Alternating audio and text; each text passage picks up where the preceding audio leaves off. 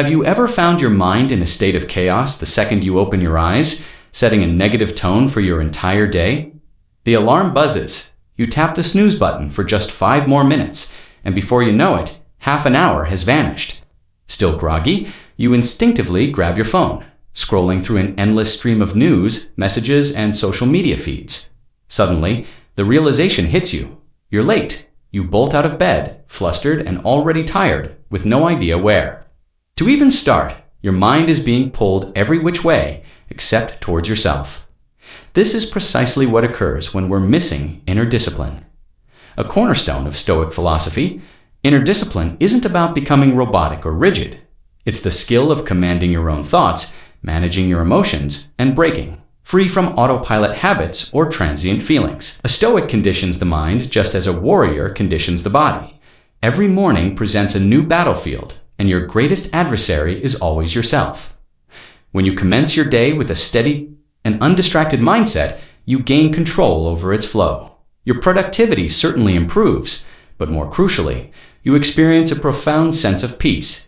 This video will guide you through 11 practical lessons to train your mind each morning, all inspired by Stoic principles and complete with clear, real-world examples for easy application. If you follow these lessons, you'll see how your day begins to transform. Lesson 1. Start quietly. The morning is a special time. It's not just the dawn of a new day. It's when our minds are most malleable. Immediately after waking, the barrier between the subconscious and conscious is thin. Emotions are unsettled, and thoughts can surge like waves rushing to the shore. If you aren't mindful, you can be swept away by the day's current before you're even fully aware. This is why stillness is so crucial. Just 3 to 5 minutes every morning, sitting in silence and doing nothing. No phone, no conversation, no scrolling can. Reset your entire internal system. Science confirms that this quiet moment helps regulate breathing, shifting your body out of the stress of restless sleep and into the parasympathetic rest and digest state. It reduces cortisol levels, soothes the nervous system, and most importantly, allows you to begin the day awake, aware, and not at the whim of external chaos. Adam, a tech startup CEO, shared his simple yet powerful habit.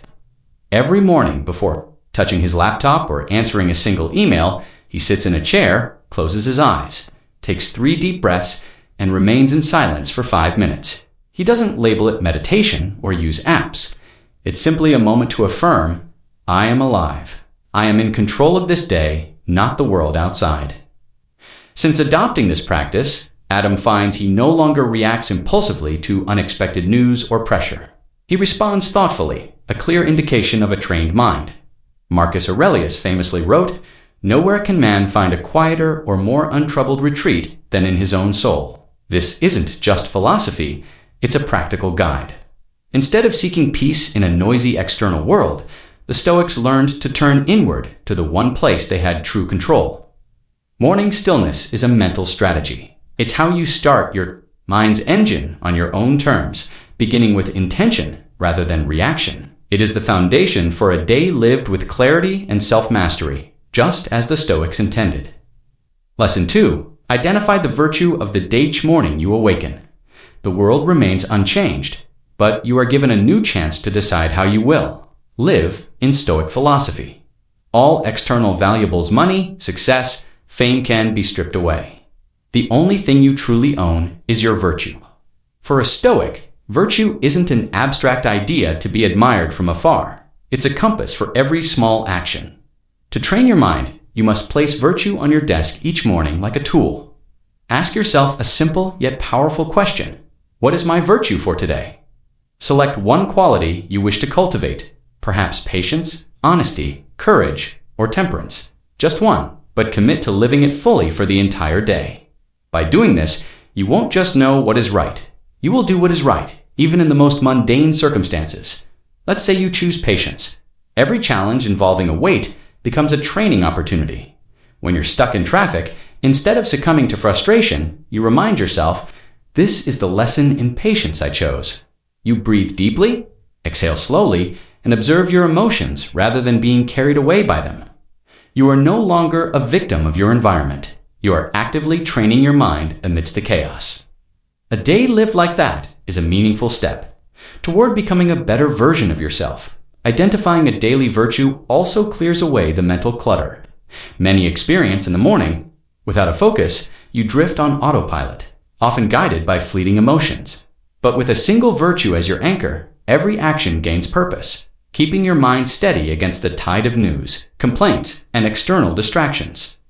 As Marcus Aurelius wrote in Meditations, live as if today were your last. If it truly were, what would you want your mind to be filled with? Anger, anxiety, and envy? Or courage, calm, and compassion? You make the choice, and you do the training. Every morning, choose one virtue, practice it, observe yourself, and reflect at night. This is how a Stoic sharpens the mind, not in grand gestures, but in the small movements of daily life. Lesson 3. Premeditatio malorum, the morning of a big meeting. You pour your coffee, open your laptop, and your mind begins to race. What if my internet connection fails? What if my idea is challenged by a colleague? What if the boss requests data I don't have? These questions aren't to create panic. They are to prepare you. You know things might not go perfectly, and being ready is the best way to keep your mind steady. This is the essence of premeditatio malorum, a core Stoic practice translating to the premeditation of evils. It encourages us to envision potential obstacles and failures, not to be pessimistic, but to face them with proactivity. Stoics don't rely on luck. They believe in preparation. They train their minds like a warrior trains for battle always, ready, not just waiting for the enemy to appear. The morning is the ideal time to apply this. Before you dive into your day, sit for a few minutes and ask, what could throw me off course today? It might be traffic, an angry customer, or a mountain of deadlines. By visualizing these challenges in advance, you remove their power of surprise. Your mind has already acknowledged them and prepared itself not to overreact. Modern psychology refers to this as mental rehearsal. Athletes do it constantly, picturing themselves falling behind or making a mistake, and then mentally rehearsing their comeback. This trains their nervous systems to stay calm under real pressure. For the rest of us, this is a form of morning strength training. More importantly, premeditatio malorum inspires action. When you imagine losing your internet, you check your connection and arrange a backup. When you anticipate pushback, you prepare your arguments more thoroughly. This is the kind of mental discipline that allows you to respond with reason instead of instinct. Try it for the next 7 days. Each morning, spend 3 minutes imagining what could go wrong, not to be fearful, but to be ready. You'll find that the more you prepare for the worst, the more resilient you become to whatever happens. Lesson 4.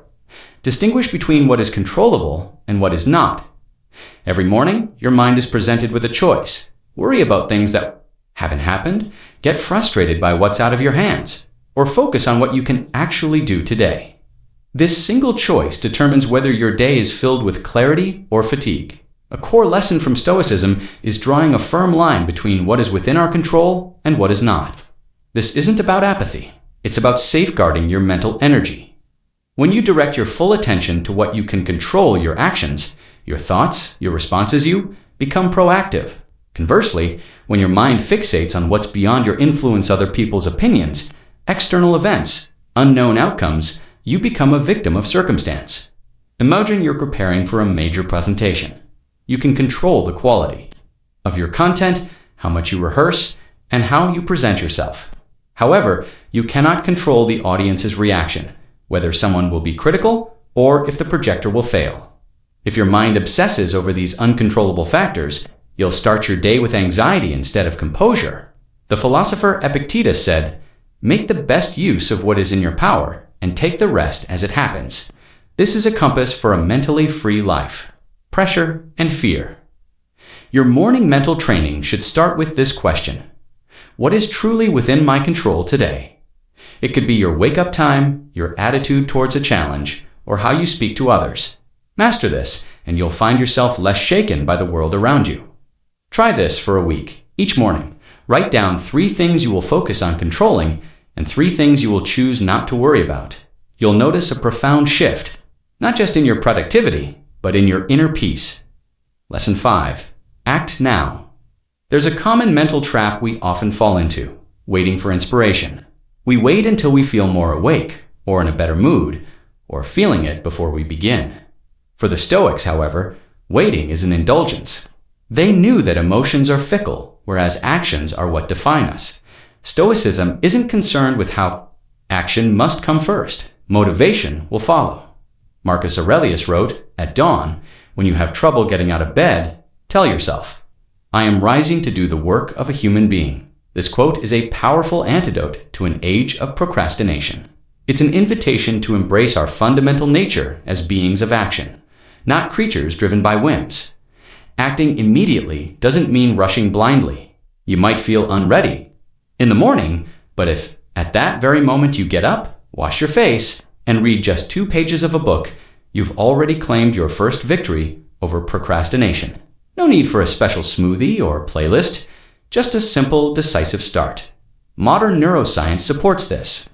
Taking even a small action triggers the release of dopamine in your brain, the neurotransmitter associated with accomplishment. The action that fuels motivation, not the other way around. By repeating this pattern every morning, you train your body to understand that morning is the time for action. Behavior becomes reflex, and your mind becomes disciplined naturally. The Stoics lived their philosophy. When Epictetus said, "First say to yourself what you would be, and then do what you have to do," he was issuing a command.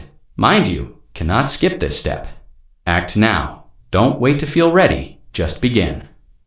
You can't control how you feel upon waking, but you can control that first step, and it can change your entire day, more profoundly than the memory that one day we will not wake up at all. Memento mori, remember. You will die is not a morbid threat. It's a deeply humanizing and clarifying reminder from Stoic philosophy. It doesn't foster pessimism. On the contrary, it helps you value each moment with greater depth. When you wake up each morning truly aware that life is finite, you won't drift through the day on autopilot. You'll stop putting off what truly matters, calling a loved one, writing that first page, or simply sitting in stillness to listen to yourself. When you grasp that today could be your last chance to do these things, you do them with complete presence. Marcus Aurelius wrote, "You could leave life right now." Let that determine what you do and say and think. This is how Stoics trained their minds not to fear death, but to live more fully in its presence. Imagine you're about to postpone calling a family member. In that moment, whisper to yourself, "Memento mori." You'll find yourself making the call, not from a sense of duty, but from gratitude for having the chance to connect. Applying memento mori in the morning helps you break free from numb habits, like procrastination and time wasting. When you live as if today could be your last, you don't squander the first hour. You use it to live with intention. If you've followed along this far, thank you. We're halfway through, and your presence here shows you are serious about training your inner world. I deeply appreciate that. Let's move on, because if memento mori awakens you to life's fragility, our next lesson will be your guide to embracing whatever the day holds. Lesson 7. Amor. Fatehav. You ever wondered why unfortunate things seem to happen at the worst possible moments? You wake up ready for the day, and the coffee machine breaks. It's frustrating, time is short, and you feel your whole day might be soured by this one inconvenience. In that exact moment, a practitioner of Stoicism wouldn't ask, "Why me?" The concept of amor fati, meaning a love of fate, is a pillar of Stoicism. It's not just about passively accepting what occurs. It's about actively loving everything that comes your way, good or bad. With a disciplined mind, you recognize that every event, even the unwelcome ones, is part of the universe's natural order. And as a rational being, you can turn that adversity into fuel for your own growth instead of fighting reality. The practitioner of amor fati collaborates with it. When the coffee machine breaks, you can choose to complain and let negativity fester. Or you can see it as an opportunity. Maybe you step outside for a brisk walk, moving your body and taking in the morning light things you might have otherwise skipped. The situation wasn't in your control, but your response was you gained power, not over the event, but over yourself.